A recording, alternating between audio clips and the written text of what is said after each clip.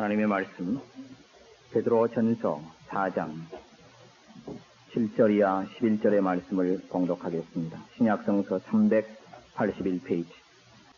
제가 한 절 읽고 그 다음 절 여러분이 읽으시고 교독하겠습니다. 만물의 마지막이 가까웠으니 그러므로 너희는 정신을 차리고 근신하여 기도하라.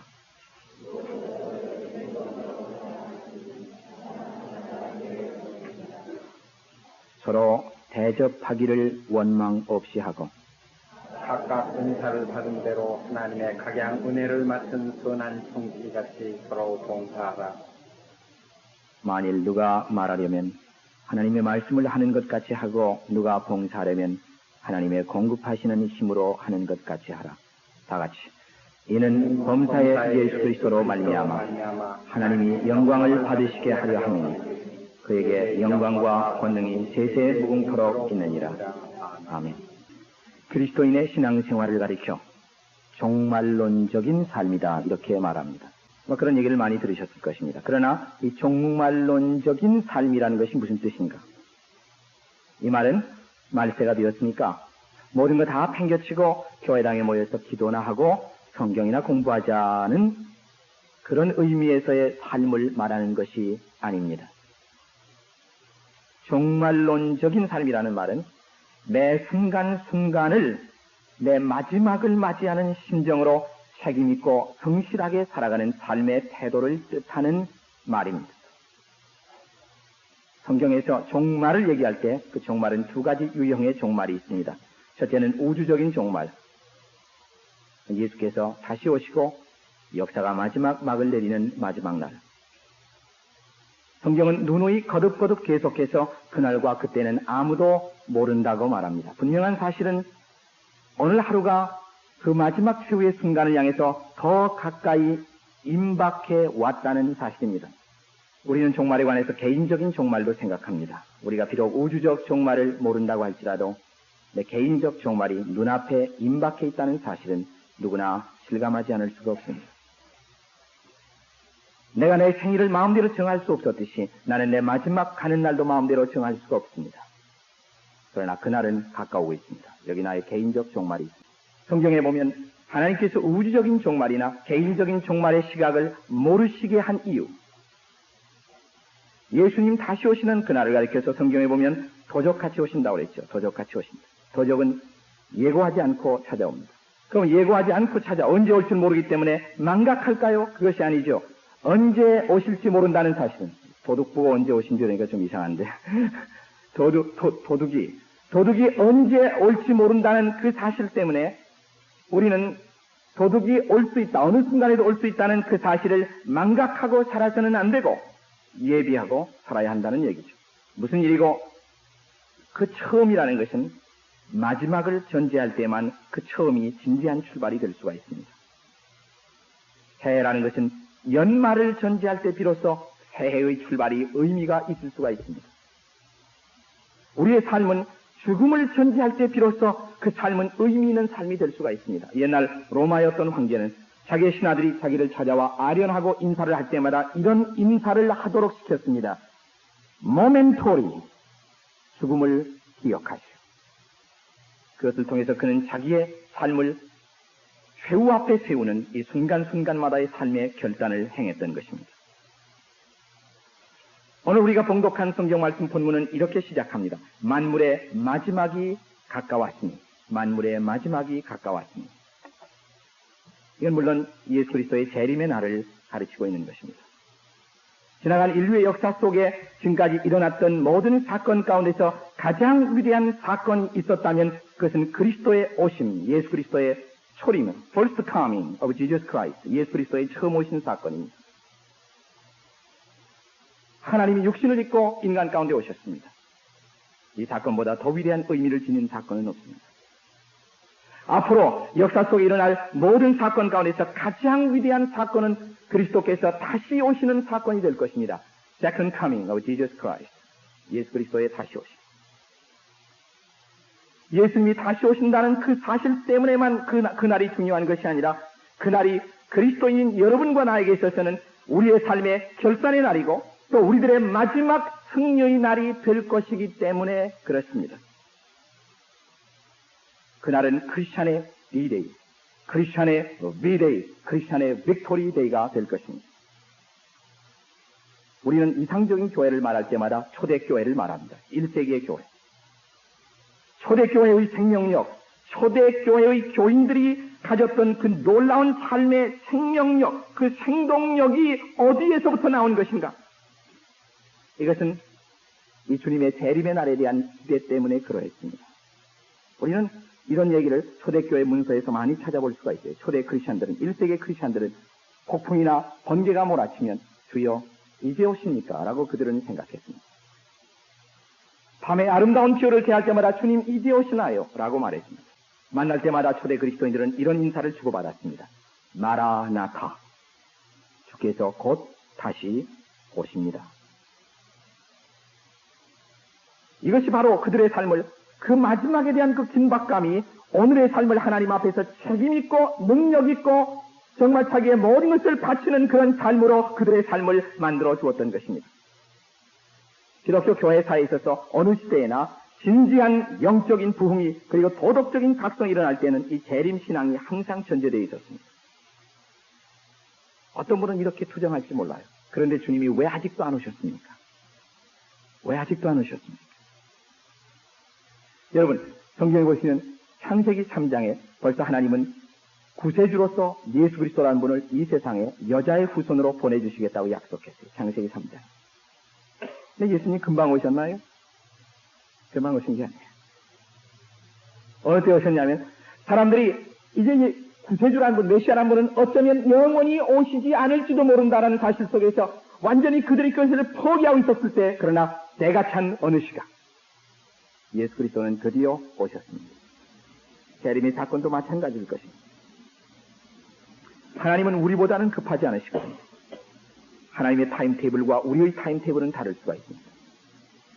그러나 그날과 그 시각을 하나님이 비밀에 붙여주신 그 이유, 그것은 어느 순간에도 그 마지막 날이 올 수가 있다는 이 긴장과 긴박감이 오늘 우리의 삶을 하나님 앞에서 실존적으로 결단하고 살아가는 그 삶을 가져다 줄 수 있도록 만들기 때문에, 그것이 하나님의 그 마지막 날을 비밀에 붙여주신 이유입니다.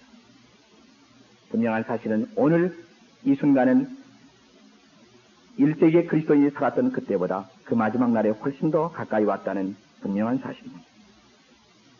저 유명한 맥카더 장군이, 제너럴 맥카더가 2차 대전 때 필리핀이 잠시 일본에게 점령되어 부득이 필리핀을 떠나면서 마지막으로 남겼던 그 유명한 말을 기억합니다. I shall return. 나는 다시 돌아올 것이다. 2년 후 필리핀의 레이트만 해안에 상륙하면서 제너럴 맥카더는 다시 이렇게 말했습니다. As I promised you, I came. 약속한 대로 나는 다시 왔다. 한 성실한 한 사람이 자기 개인의 명예를 걸고 그가 다시 오신다는 약속을 지켰다면 우리들의 구세주, 역사의 주인, 역사의 BC와 AD를 만든 그 역사의 히스토리의 주인이신 그분이 약속을 안 지키시겠습니까? 이 베드로 전서가 쓰여질 거의 동시대에 1세기에 일어난 아주 놀라운 사건 하나가 있습니다. 이탈리아의 로마 제국에 마운튼 베스비우스라는 그 산허리 마을에 한 2,000명 정도 사는 마을 하나가 있었습니다. 주후 63년 이 마을에 어느 날 갑자기 한 덥수룩한 노인 하나가 등장했습니다. 그 노인은 자칭 예언자였습니다. 그는 마을 사람들에게 돌아다니면서 그 마을은 유달리 방탕과 주지이용님의 부도덕한 상황 속에 빠져 있었던 이 마을 사람들에게 이 낯선 예언자 노인은 돌아다니면서 이렇게 말했습니다. 저 화산은 폭발할 것이오. 할 길은 두 가지밖에 없어. 하나는 당신들이 하나님 앞에 회개하고 새로운 삶을 살거나 아니면 이사가 있어요. 아무도 이 미친 노인의 말을 믿어주는 사람은 없었습니다. 그것은 미쳐버린 광적인 노인의 망언이거니 생각했습니다. 그로부터 꼭 16년이 지나간 어느 날 AD 79년 8월 24일 그 베스비우스의 유명한 그 화산은 폭발하고 말았습니다. 2,000명의 마을 사람들 가운데 한 사람도 목숨을 건지지 못하고 다 몰살하고 말았습니다.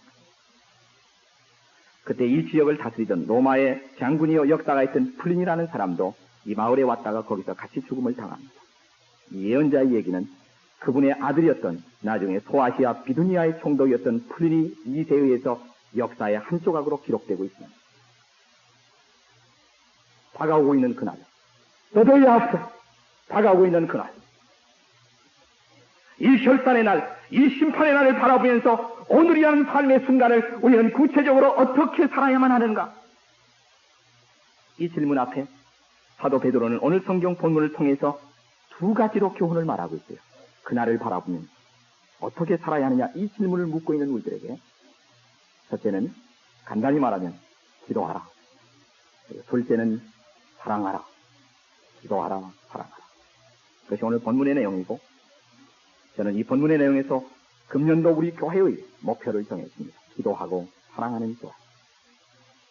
기도하라. 이 마지막 날을 앞에 두고 기도하라. 왜 기도하라고 주께서 말씀하실까요? 우리는 마지막 날 이거 생각할 때 당황하게 됩니다. 혼란하게 됩니다. 불안스러워하게 됩니다. 그러나 그것이 그날을 맞이하는 마땅한 태도가 아니에요. 그럴수록 우리는 어떻게 살아야 할 것인가를 묻지 않을 수가 없습니다.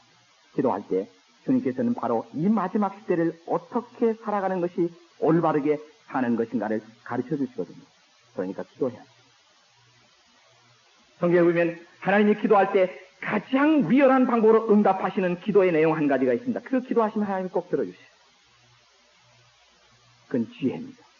야고보서 1장에 보면 후히 주시고 꾸짖지 아니하시는 하나님 앞에 지혜를 구하라. 하나님이 그것보다도 기뻐하시는 기도의 제목이 없습니다. 여러분 성경에 이 지혜를 구하여 놀라운 응답을 받았던 인물 하나 생각나죠. 누굽니까? 솔로몬. 어려운 일이 닥칠 때, 시련이 닥칠 때, 고통의 바람이 불어올 때 우리의 곧장 마음속에서 일어나는 본능적인 질문은 이것입니다. 어떻게 살아야 할 것인가? 지혜를 구하십시오. 기도하시면. 또한 기도할 때 왜 기도해야만 하는가? 거룩해지기 위해서. 기도하는 것만큼 우리의 영혼은 그만큼만 깨어있는 맑은 영혼이 될 것입니다. 우리가 기도하고 있을 때, 우리가 기도의 삶의 자리에 들어갈 때, 그래서 우리들의 영혼은 깨어있는 맑은 영혼으로 변화되어져 갈 수가 있습니다. 그래서 예수님은 얼마나 자주 이 강조를 했어요. 제 아들에게 너희는 시험에 들지 않게 깨어있어 기도하라. 너희는 시험에 들지 않게 깨어있어 기도하라. 네, 기도의 자세를 본문에서 주님은 어떻게 가르치고 있습니까? 기도의 자세를. 만물의 마지막이 가까웠으니 그러므로 너희는 정신을 차리고. 기도는 정신 안 차리고 막 소리 지르는 거, 그런 게 기도가 아니에요. 정신을 차리고. 영어 성경 어떤 현대어 번역에 보면 정신을 차리고, 이 말이 아주 흥미있는 말로 번역되어 있어요. Keep cool. 우리 티네이저들이 많이 말하는 것을 들어볼 수 있어요. Keep cool. Under any pressure. 어떤 프레셔 아래서도 정신을 차리고.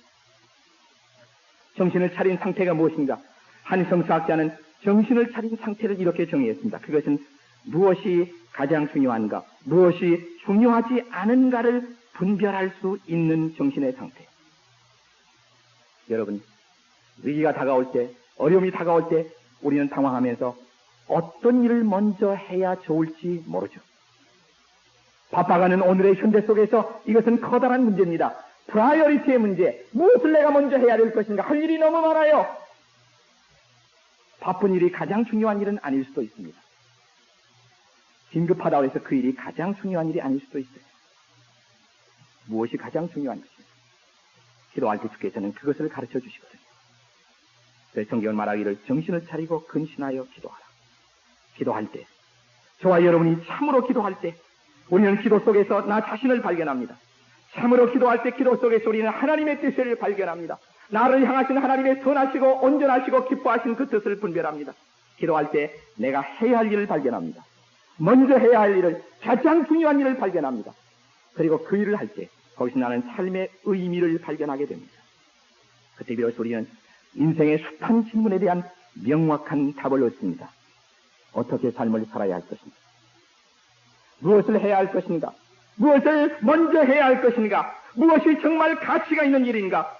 나는 그 일을 어떻게 할 수가 있는가? 그리고 나는 마지막에 어떻게 죽을 수가 있는가? 이 대답이 기도 속에 있거든요. 그래서 성경은 말합니다. 만물의 마지막이 가까웠으니 그러므로 정신을 차리고 근신하여 기도하라. 기도하라. 유명한 개혁자 마틴 루터의 말을 소개하고 싶습니다. 이것은 우리들의 말과는 얼마나 다른가? 나는 너무 바쁘다. 따라서 나는 더 기도해야겠다. 나는 너무 바쁘다. 따라서 더 기도해야만 하겠다. 왜 기도하지 않으십니까? 바빠서요?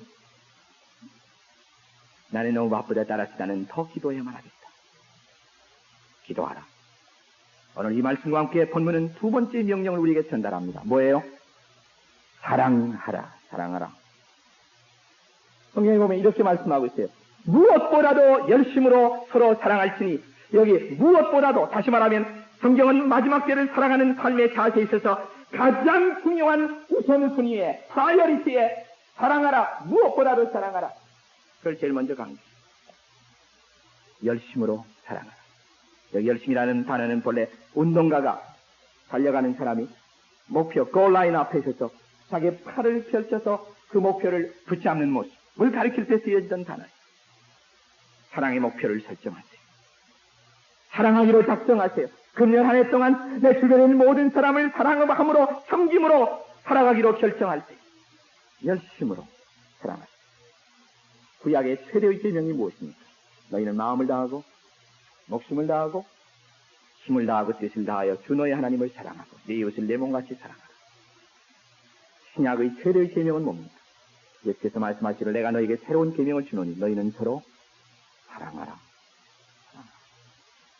어떻게 사는 것이 구체적으로 사랑하는 삶일까요? 성경은 사랑을 추상적인 언어로 설명하지 않습니다. 추상적인 정의로 사랑을 말하지 않아요. 본문에서 성경은 그러면 어떻게 사는 것이 사랑하며 사는 것인가? 그 대답을 보여줘요. 세 가지를 강조합니다. 사랑은 허다한 죄를 덮는다. 너희가 사랑함으로 서로 대접하라. 너희가 사랑함으로 서로 자기의 은사를 가지고 상대방을 위해서 봉사하라. 이 본문에 보시면 서로라는 단어가 반복되고 있는 것을 잘 보시기 바랍니다. 서로 사랑할지니 서로 대접하기를 원망 없이 하고 서로 봉사하라. 원어를 서로 이 단어가 반복되어 나타나는 것을 우리는 볼 수가 있습니다. 맨 처음에 뭘 강조했어요? 서로 용서하라. 너희가 사랑할지니 사랑은 허다한 죄를 덮는다. 여러분, 용서의 첫 단계가 뭔 줄 아십니까? 남을 용서하는 첫 단계는 상대방의 허물을 덮어주는 것입니다. 한 유명한 사이칼라지스트가 이런 얘기를 했어요. 내가 상대방의 허물과 잘못한 것을 알고도 상대방을 덮어주려고 할 때 상대방은 고백을 하게 됩니다. 고백을 하게 됩니다. 그 고백이 치료를 가져와요. 근데 너 이런 일을 했지로부터 족초되면서 상대방의 모든 것을 폭로하기 시작하면 그것은 상대방의 모멸과 죄악감을 안겨다 주고 그것은 마침내 가십과 중상이 됩니다. 성경은 먼저 덮는 법을 배우라고, 상대방의 허물을 덮는 것을 배우라고 가르칩니다. 덮는다는 얘기가 나왔으니까 말입니다만은 성경에 보면 창세기 9장에 이런 얘기가 있어요. 저 유명한 믿음의 족장인 노아가 한 번은 술에 취했습니다. 얼마나 기분이 좋은지 옷을 다 벗어 던졌습니다. 나체로 잠을 자고 있었어요. 그걸 세 아들이 발견했습니다. 맨 처음에 함이라는 아들이 어떻게 했죠? 그 아버지가 벌거벗고 술 취해 자는 모습을 보고 나와서는 밖에서 그냥 떠들어대기 시작했어요. 여러분, 성경에 보시면 하나님이 그 함이라는 아들을 저주하시는 장면을 잘 보세요. 저주하셨어요. 그래, 그 다음에 두 아들 셈과 야벳은 아버지의 하체를 보지 않기 위해서 등을 쥐고 거꾸로 들어갔지. 아버지의 술 취한 곳에 누워있는 곳에. 그리고 아버지를 덮어드리는 장면을 볼 수가 있습니다. 이 말씀 직후에 성경에 이런 얘기 나옵니다. 하나님은 셈의 하나님이 될 것이다.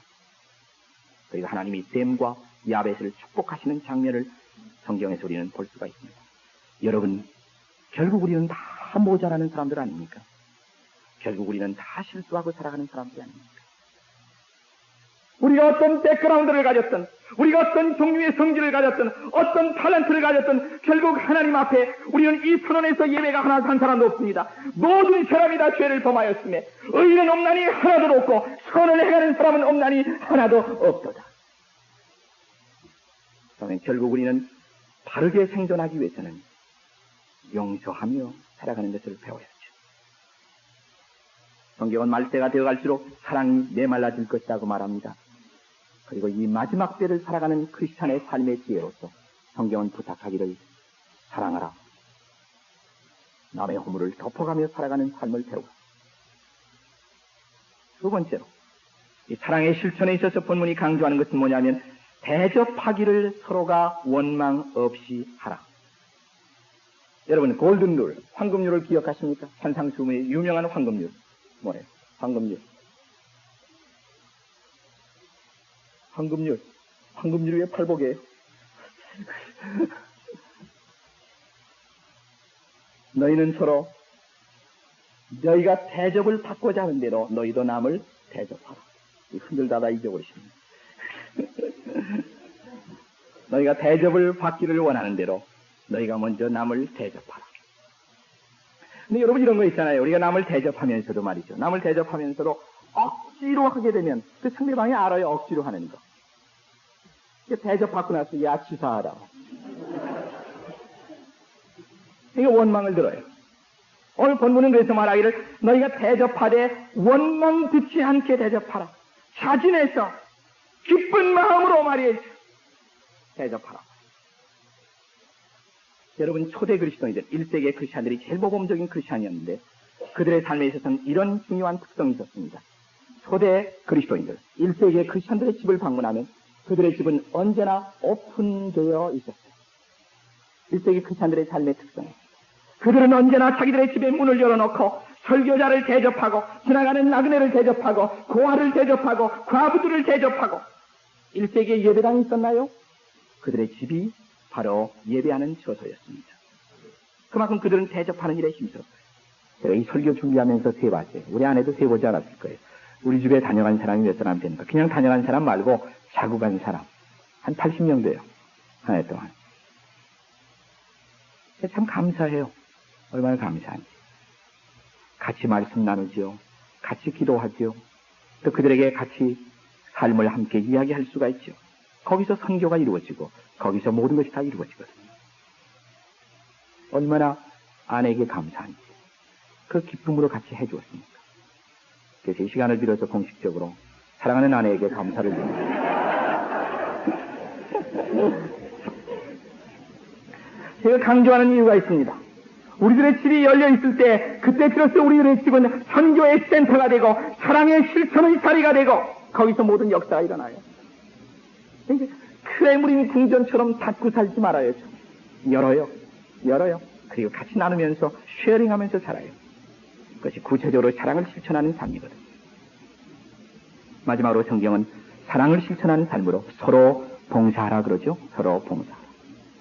근데 어떻게 봉사하는가? 각각 은사를 받은 대로 10절에 하나님의 각양 은혜를 맡은 청지기 같이.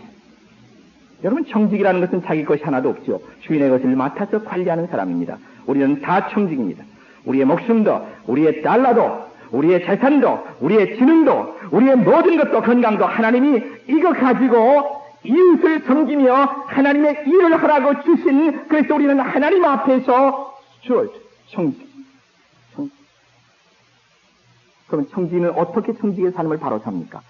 청지기는 철저하게 내가 가진 것이 내 것이 아니고 하나님의 것인데 맡겨주었다는 의식에 철저해야 하고 또 그거 가지고 자기가 아니라 이웃을 기쁘게 해야 합니다. 이웃을 섬기는 일에 써야 합니다.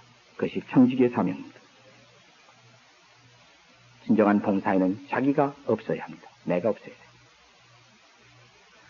크리스천들의 하나님을 봉사하는 모든 봉사의 유형을 우리는 두 가지로 나눌 수가 있습니다. 하나는 말로 하는 봉사고 하나는 몸으로 하는 봉사예요. 그게 11절에 나와 있어요. 본문에 보시면 만일 누가 말하려면 하나님의 말씀을 하는 것 같이 하고 누가 봉사하려면 하나님의 공급하시는 힘으로 하는 것 같이 하라. 말로 하는 봉사, 설교, 교육, 또 복음 전하는 것, 선데이스쿨 티처하는 거 다 말로 사는 봉사죠. 그거 필요해요. 굉장히 필요한 겁니다. 근데 제가 이 말로서 여러분을 지금 봉사하는 것인데, 근데 만약 여러분이 제가 계속 이 설교를 통해서 나 자신을 드러내고 있다면, 이것이 내 지능과 IQ가 좋아서 설교를 하는 것으로 내가 여러분을 그렇게 컨빈스하고 있다면 하나님과는 아무런 상관없는 내 얘기를 하고 있는 것입니다. 그러나 제가 만약 말하기를 여러분 하나님이 제게 말씀을 주셨기 때문에 저는 여러분과 이 말씀을 나눌 수가 있습니다. 하나님께 영광을 돌리십시오. 그때 영광이 하나님께 가는 거죠. 너희가 남을 도울 때 하나님이 공급하시는 힘으로 하는 것 같이 하라. 무슨 얘기입니까? 여러분이 어떤 사람을 도와줘요. 장학금을 줍니다. 스칼라십을 줍니다. 불쌍한 사람을 좀 도와줍니다. 도와줄 때 내가 그 사람을 쓰는 것으로 자기를 강조하기 시작하면, 제가 좀 도움을 받아봤어요. 남들한테. 근데 뭐 그 도운 거 가지고 자꾸만 사람을 얽어매니까 도움을 받고도 치사합니다. 이렇게 도와보세요. 형제요. 이게 뭐 돈이요 내 돈이요. 하나님이 내게 주셔서 맡겨주셔서 하나님이 나가. 그래서 하나님의 것을 가지고 하나님의 목적대로 하나님이 원하시는 것에 내가 썼는데 내 것이 아니죠. 이렇게 되면 그 봉사는 누구에게 영광을 돌립니까? 하나님이죠. 제가 자주 인용하는 예화를 한 번 더 사용할까요? 너무나 이것이 잘 보여주기 때문에. 우리가 봉사하는 일에 있어서 나 자기 자신이 드러나기 시작하면 그 순간부터 봉사는 다 의미를 잃어버려요. 연못가에 살던 깨구리의 얘기 또 한번 생각해보세요. 연못가에 있던 깨구리 중에 한 마리가 그 하늘에 날아다니는 새들을 바라보고 어느 날 부러워지기 시작했습니다. 그래서 이 연못가에 있는 깨구리 중에 제일 IQ가 높은 깨구리 한 마리가 하늘을 날고 있는 새 한 마리 보고 협상을 시작했습니다. 야, 저기 나무가지 하나 있는데 맨 끝에 네가 입술로 물고 내가 나머지 끝을 물고 나로 하여금 Let me fly, 하늘을 나르게 하라. 날랐어요. 이 광경을 보고 그 연못가에 있던 그 많은 깨구리들이 그 부러움과 선망의 눈초리로 쳐다보면서 야, 너 그런 기발한 아이디어를 어디서 생각했니? 자랑하고 싶어서 견딜 수가 있어야죠. 누가 하긴 누가 했니? 내가 했지. 말하는 그 순간 어떻게 됐어요? 그것이 깨구리의 최후였습니다. 우리 김한창 집사님 못 깨달으신 모양이에요.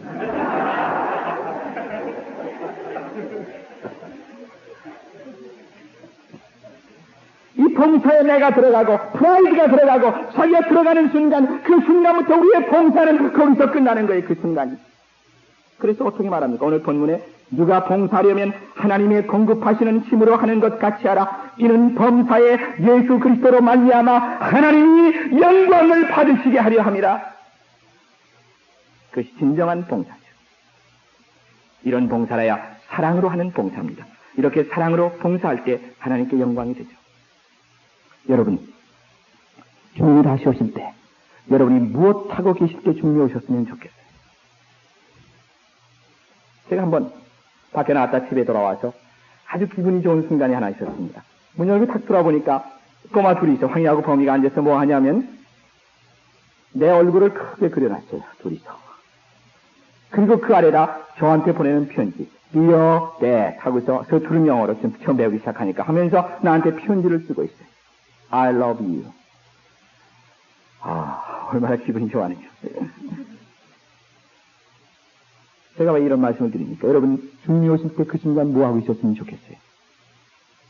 주님과 기도하고 있는 순간에 주께서 오시면 얼마나 좋을까요? 또 삶을 어떻게 살 것인가를 고민하며 진지하게 기도하고 있는 그 모습 가운데 주께서 임하신다면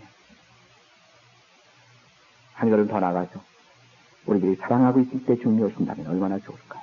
주께서 제일 부탁하신 것이 사랑입니다. 우리 주님의 본을 받아 제자들을 지나가는 소자 한 사람을 우리 주변의 이웃들을 섬기기 위해서 내 팔을 걷어붙이고 봉사의 띠를 띠고 수건을 가지고 다른 사람들을 섬기기 위해서 내가 낮아지는 자리에서 자기를 감추고 겸손히 상대방을 섬기고 있는 그 순간 주님이 와서 보시면 얼마나 좋아할까요? 한국에 제가 알고 있는 여류 문학가가 한 분 있습니다. 그렇게 이분은 이름이 높은 분은 아니에요. 그러나 여러 권의 책을 썼고 또 대학 층층의 상당한 독자도 있습니다. 교회 여집사님이세요. 근데 이분이 수년 전에 몸이 이상해서 병원에 가서 진찰을 받아보고 간암 선고를 받으셨습니다. 간암이 제일 빠르잖아요. 2달밖에 남지 않았다는 선언을 받았습니다. 2달, 뭘 할 것인가 2달 동안. 생각하다 기도를 시작했습니다. 하나님, 내 인생에 남아있는 2달을 어떻게 살면 좋을까요? 기도하는데 자기 마음속에서 제일 커다란 후회는 뭐냐면 사랑하지 못한 것이 후회가 되더래요. 사랑하지 못한 것. 그러면서 자기가 그동안 벽을 쌓고 살아왔던 사람들의 얼굴이 자꾸만 지나가더래요. 그 명단을 작성했단 말이에요. 그동안 벽을 쌓고 살았던 사람들, 등을 지고 살았던 사람들 찾아가기 시작했습니다. 전화를 걸기 시작했습니다. 가서 만나고 용서를 구하고 화목하고. 뭐 등등 사람은 아니지만 마땅히 사랑해야 할 만큼 더 사랑해주지 못하고 격려해주지 못한 사람도 생각나더래요. 그런 사람들을 찾아가서 일일이 격려해주고 사랑해주고, 그리고 재산 정리를 시작했습니다. 빚이 없나 생각하면서 빚을 깨끗이 다 갚고, 그리고 야, 내가 이 재산을 어떻게 쓸 것인가, 자손들에게 남길 것을 빼놓고 가만히 생각해 보니까 돈을 한 번도 자기가 가치 있게 쓰지 못했더래요. 그래서 그걸 가지고서 자기가 선교사들을 위해서 선교 헌금을 하고 또 구제 헌금을 작정하고, 자기가 죽은 다음에 이렇게 쓰라고 또 마지막 유언을 쓰기도 하고, 그 다음에는 자기의 사랑하는 자녀들을 생각하면서 내 자식들에게 남길 메시지를 남기기 위해서 성경 말씀을 읽으면서 내 자식들에게 무엇이 가장 중요하다고 쓸 것인가 성경을 읽으면서 마지막 유언서를 작성했습니다. 그러다 보니까 2달이 하지 마세요. 근데 뭐 그렇게 더 나빠지지 않는 거예요, 몸이. 그래서 이상하다 생각해서 좀 다른 병원에 가서 진찰을 받아봤어요. 간암이 아니래요. 오줌. 그래서 제가 물었어요. 출산이 그 후회가 안 되십니까? 돈 쓰시고 그런 거? 우리 말하기를 아니요, 목사님. 지금까지 제 전생을 통해서 그 2달처럼 그렇게 의미 있고 그렇게 가치 있게 산 때가 제게 없었어요. 저는 앞으로 인생에 남아있는 시간도 이 마음가짐으로 계속 살 것입니다. 며칠 전에 문득 제가 사무실에서 나오는데 우리 김부하 전사님이 저보고 그래요. 목사님, 이 예언에 관한 뭐 책자들 그런 거 보면 그 2000년대에 종말이 온다는 그런 책들이 많이 있는데 목사님 어떻게 생각하십니까? 저는 그건 잘 모르겠습니다, 솔직히. 전사님이 말하기를, 그러면 2000년, 만약에 그렇다면 우리가 얼마나 남았나요? 그래서 계산을 같이 해보니까 15년밖에 안 남았어요. 설령 그날이 마지막 날이 아니라 해도 우리 앞에 그 마지막이 가까우고 있다면 내 인생에 남아있는 몇 시간을 어떻게 살 것인가, 최후의 몇 날을 어떻게 살 것인가, 종말론적인 삶이란 오늘을, 마지막을, 최후를 맞이하는 결단의 심정으로 하나님 어떻게 살면 좋습니까? 기도하며 주께서 사랑하신 사람들을 사랑하기로 작정하며 하나님이 내게 주신 은사와 talent를 가지고 봉사하는 일에 나 자신을 바치는 삶, 이게 바로 그리스도인들의 삶의 모습이고, 이런 삶을 가리켜 우리는 종말론적인 삶이라고 말합니다. 묻습니다. 당신은, 저는 어떻게 이 한 해를 살아가기로 결단하십니까? 기도하십시다.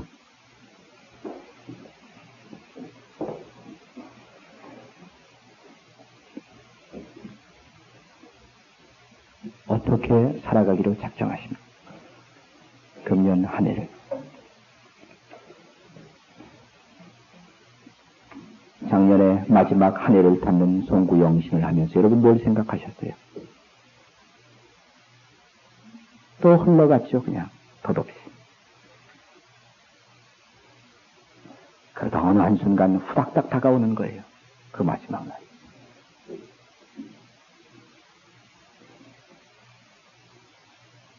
마지막을 생각하는 사람의 출발만이 진지한 출발일 수가 있습니다. 어떻게 어떻게 살 것이에요? 어떻게 살 것이에요? 우리 교인들 가운데 아시는 분 계실지 모르지만 한 석 달 얼마 전에 제 아내가 작은 그 수술을 하나 받았습니다. 그 수술을 받기 전에 저는 그게 여자들에게 위험한 병일 수도 있기 때문에 솔직히 그런 생각을 해봤어요.